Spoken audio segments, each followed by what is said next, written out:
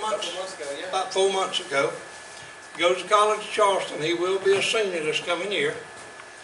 He went to work for this group also, and this other group, and he is, he's going to tell you about them tonight.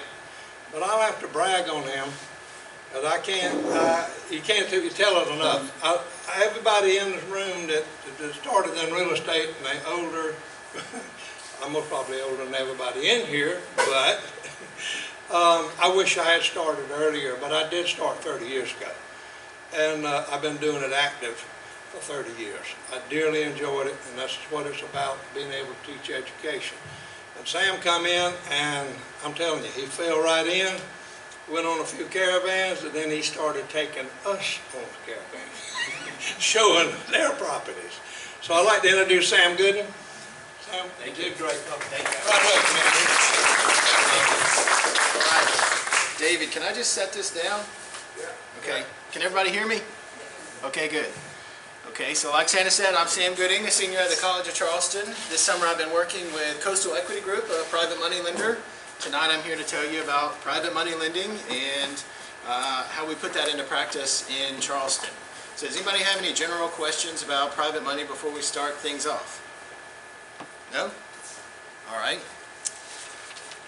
Okay, good. Can everybody see the projector okay? Okay, good. Good. All right, so we are a professionally managed real estate investment fund and private money lender. So our fund accepts accredited investors and we disperse capital across our diversified portfolio of fix and flip investments. To illustrate this a little bit, say Mike, just a random guy.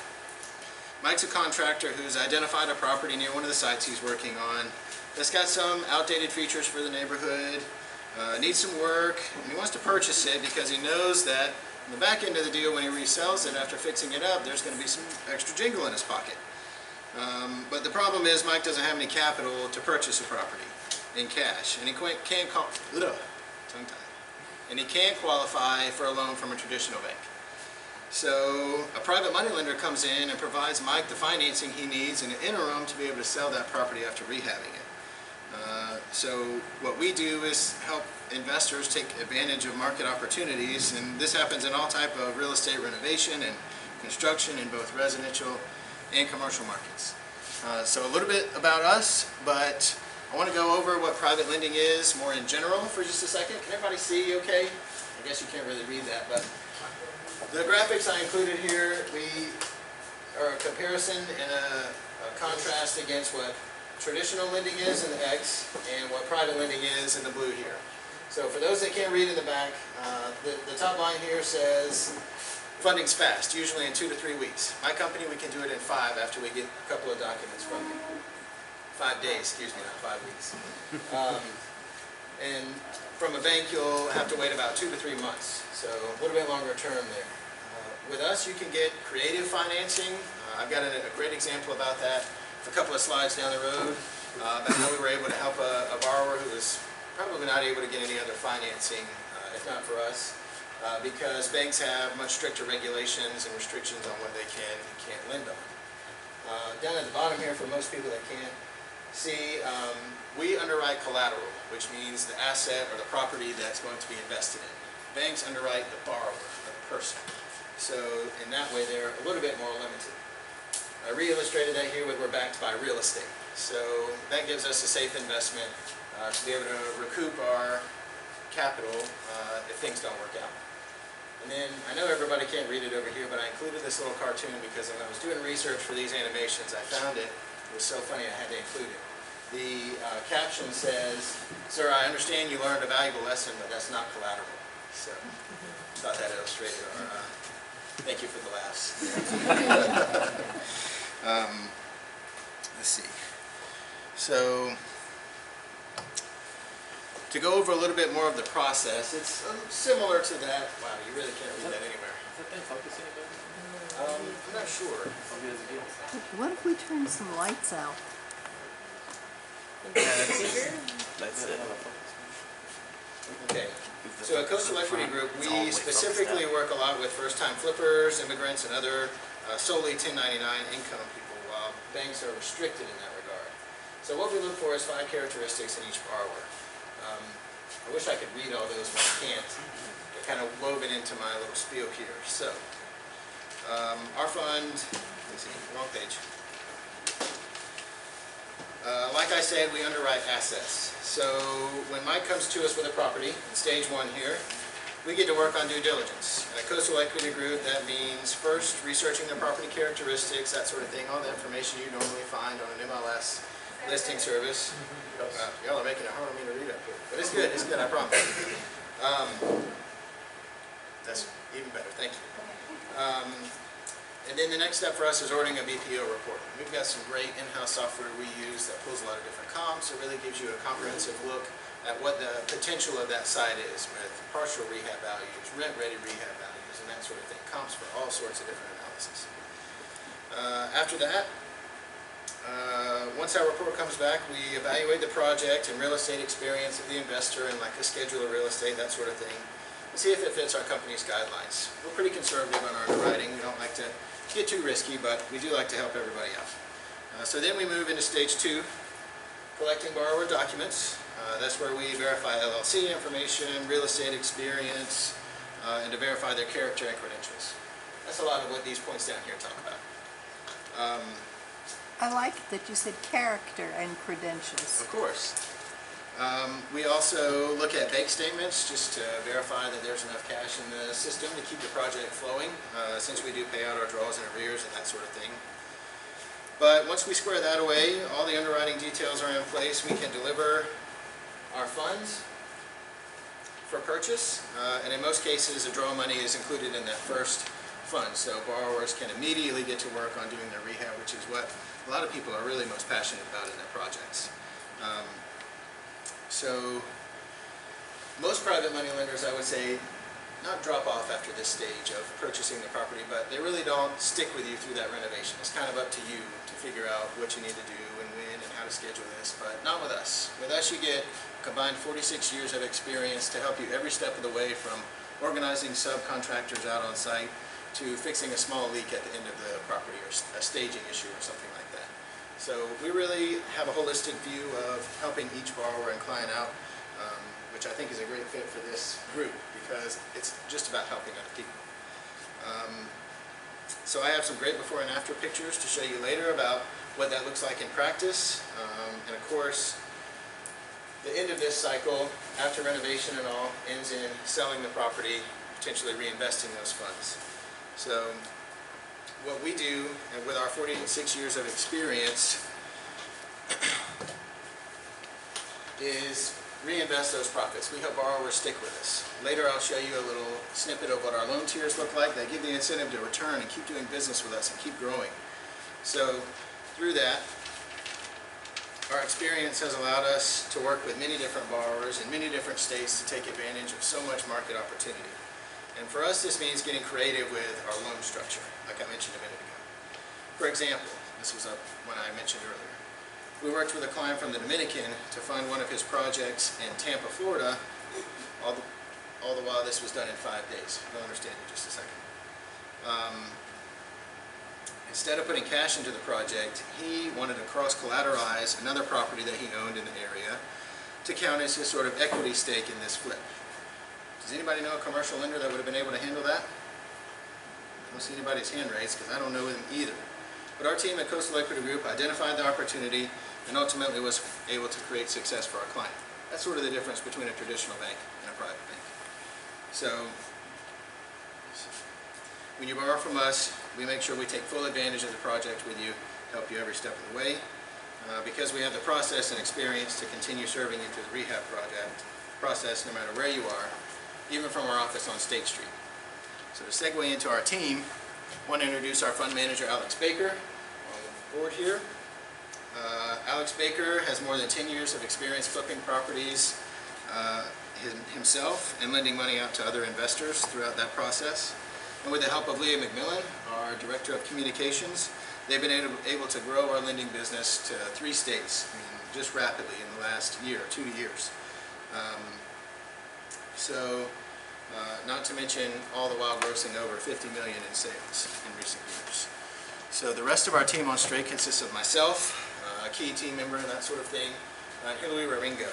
She is an established realtor in her own right, and we've been able to help Alex and Leah create a lot of success. Hillary plays a critical role in that because she sold more than $20 million in real estate over the last year. At Coastal Equity Group, she assists us with property research, acquisitions, just from start to finish in each project. And she helps us design through different stages of the process and all of that. So she plays a very critical role.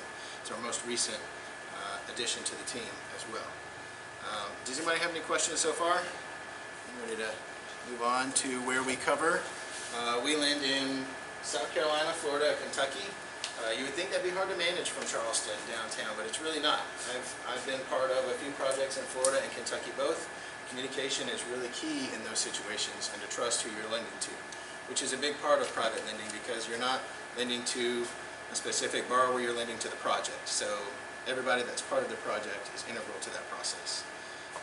But as you can see, we have three states we live in. We'll consider other opportunities in that regard. I feel like this is pretty common with private lenders who aren't national. They like to focus on the markets they know. Because we have experience in each three of these states, we feel really comfortable lending money there. Lowers our risk a little bit.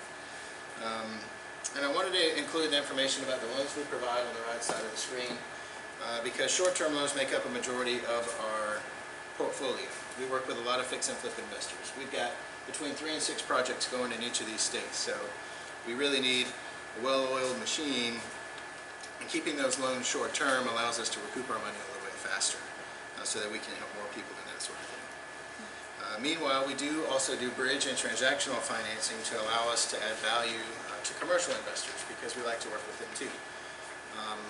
To get a little bit more in depth with the types of loans we offer, bridge loans, purchase loans, and transactional financing are pretty much the industry standard for private money lenders, I would say, in the real estate sector.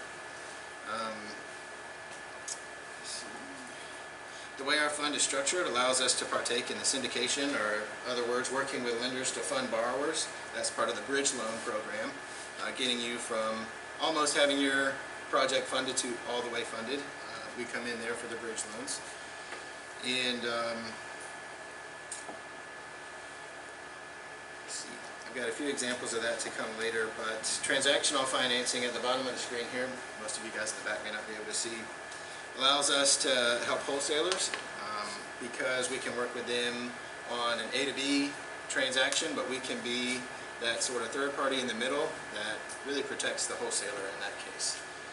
Keeps their information private and that sort of thing. I'm sure a few people can relate to that. Is that like a double closing? Is that kind of what they call it? I'm not familiar with the term double closing, but off the top of my head, that's pretty much the same thing. Okay, who's ready for some before and afters? See if There are you- just the 4 of you?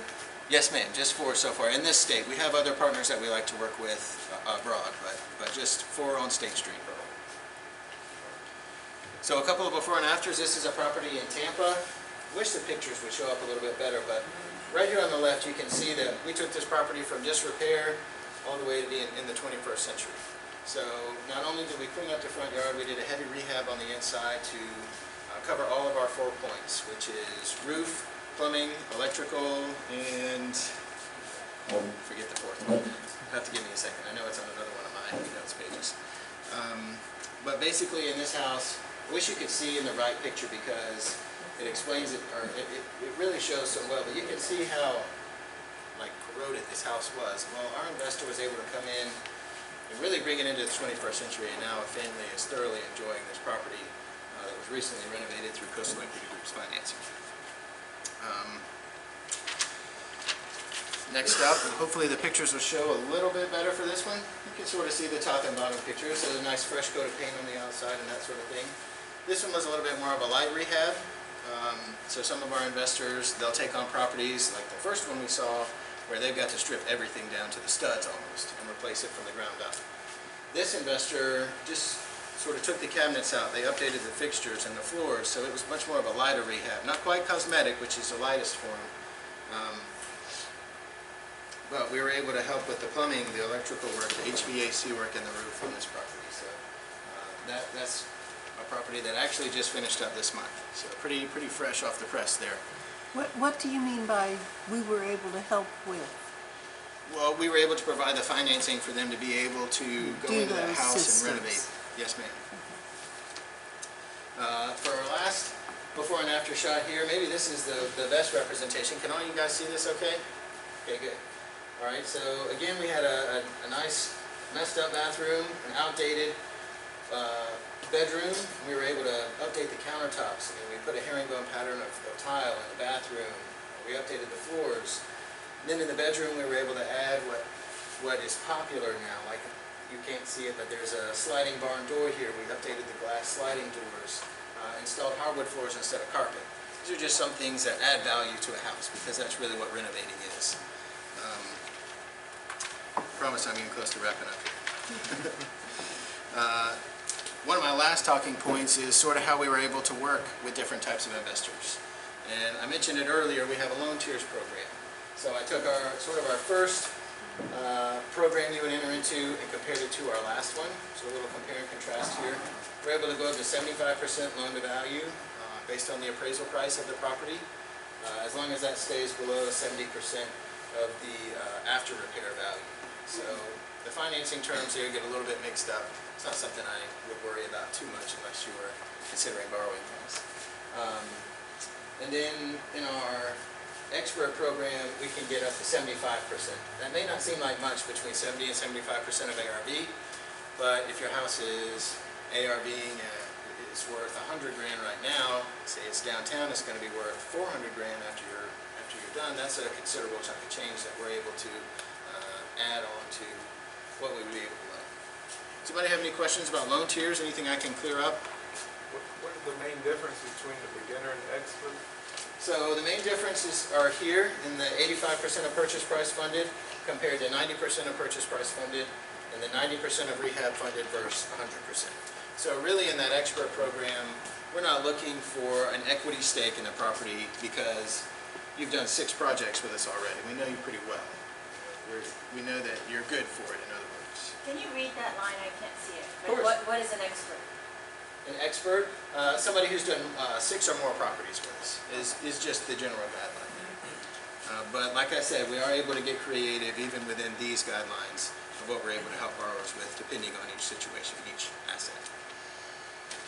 So to finish up, I wanted to close with our mission statement because I think it gives a really holistic view of how we are and what the mission of other private lenders may or may not include. So for those of you that can't read that, which is probably most, I have it also here. So our approach to real estate investing strikes a healthy balance between conservative underwriting and marketplace opportunity. I've tried to do a good job of displaying that throughout the presentation for you guys here this evening. And at Coastal Equity Group, we understand that success is inextricably tied to that of our clients, now and over time. Tried to show you our devotion to our client work and that sort of thing in private lending throughout this presentation. And therefore, we're committed to providing each and every client with the very best products and services. So that's why we're always continuing to get better, to try and install systems in our internal processes so that we can do things faster and act quicker for our borrowers. So thank you guys for listening to me tonight. I've included a slide with some of my contact information. If you have any questions, please feel free to ask them now. Go ahead, Pat. Can you address your rates? Rates. Our rates depend on each specific property, so we have a range, but there's really no way to tell unless we can look at each specific asset. Go ahead, Annabelle. Oh, I'm sorry. Annabelle, you first. So do you choose the subcontractors since you're funding half or most of the... We do not. We, in the borrowers that we work with, typically they already have a team put together. If they don't, we certainly are happy to recommend someone if we know that area pretty well, but usually that's a responsibility of our clients or our borrowers. Thanks for asking. That's a good question. Go ahead, David. Can you explain, if you're able to, some of the concepts like loan to value, project, they were your terms. I'm somewhat Okay, familiar let me with go back to that slide. Just like just kind of a simple explanation of what that means. Okay, so there are 2 things, loan to value and loan to cost. So in loan to cost, those ratios of what we'll be able to lend are that 85 and 90%. So the cost of the property is that purchase price and what the actual rehab is going to cost in monetary terms. But in loan to value, that considers what the property is going to be worth after it's renovated. Is that clear for everybody? I think that's probably the clearest explanation I've ever been able to give. Loan to value versus loan to Let's cost. start off. You want me to start over? No, but I do have a question. Okay, go ahead. Say for instance, in our case, we've already got the property, but we need to put a house on it, or 5 houses in our case. Of course. Would you be willing to work with us on that?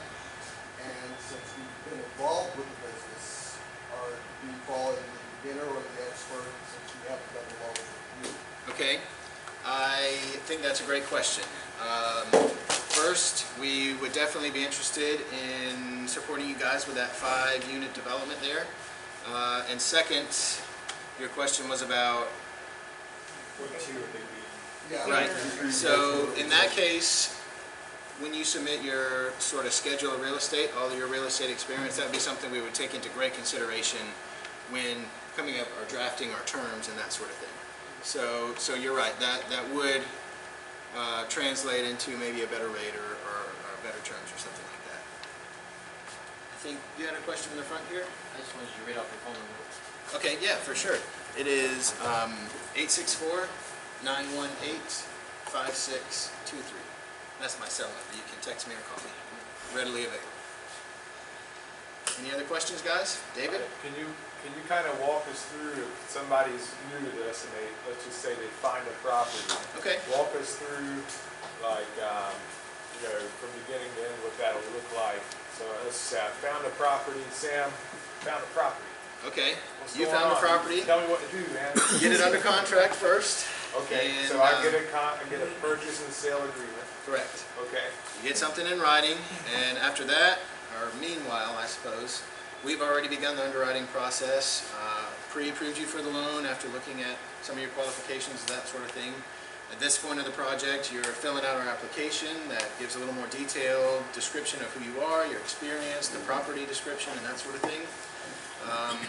About that time, we've ordered and received back a BPO report, which gives us a much more in-depth analysis of say the potential of that property. It starts with the as-is value, gives a partial renovation value, a full renovation value. And I'll give you comps for each of those different valuations, which is really helpful to a lot of borrowers in kind of establishing what a end goal price is. So we get that from the get-go. BPO is broker price of things. Correct. I apologize for that.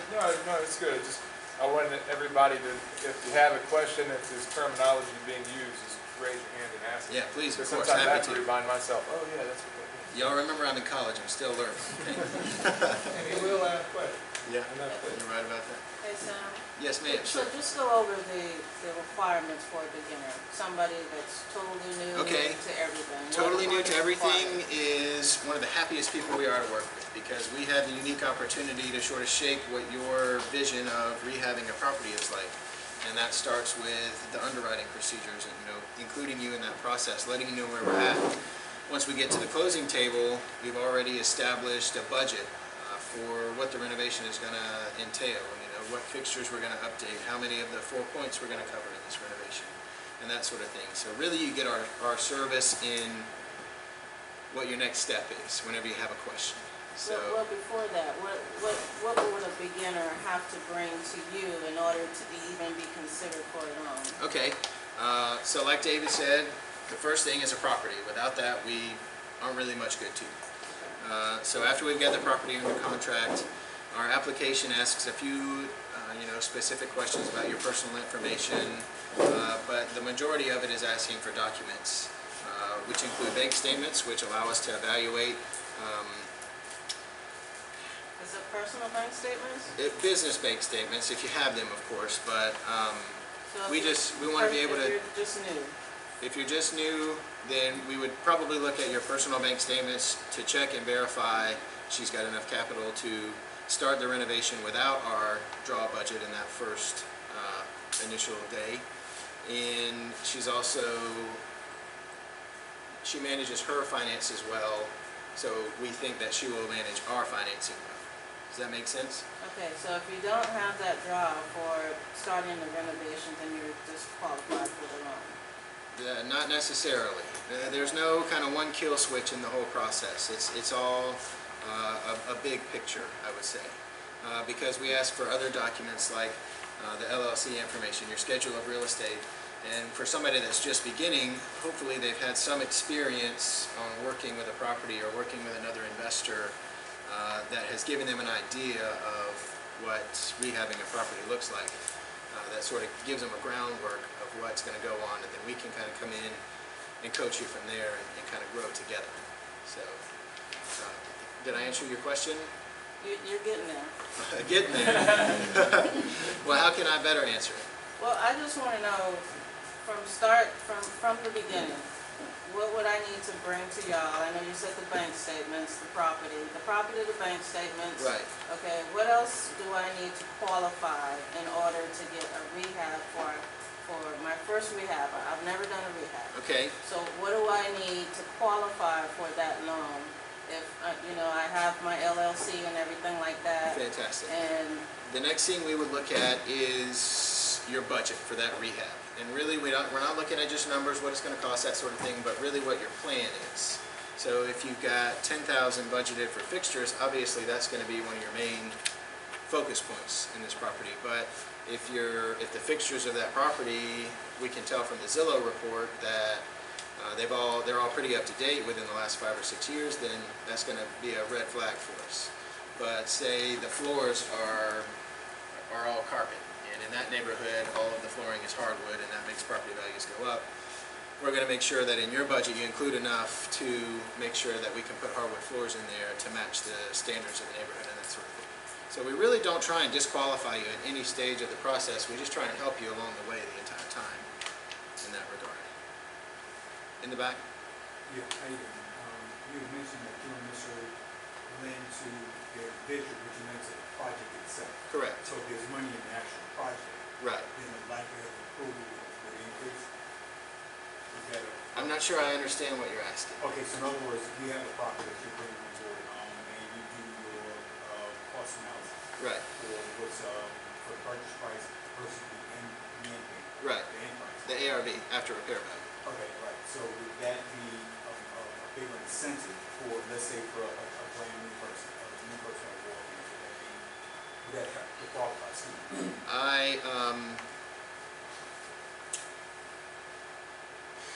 I would have to say that we would be happy to, I'm trying to think of how I want to say, just say it, I like that. So, obviously if there's a lot of potential in the property, we're going to be really excited about working with you on it. We're not going to earn any of that money, but we want to make sure that you can.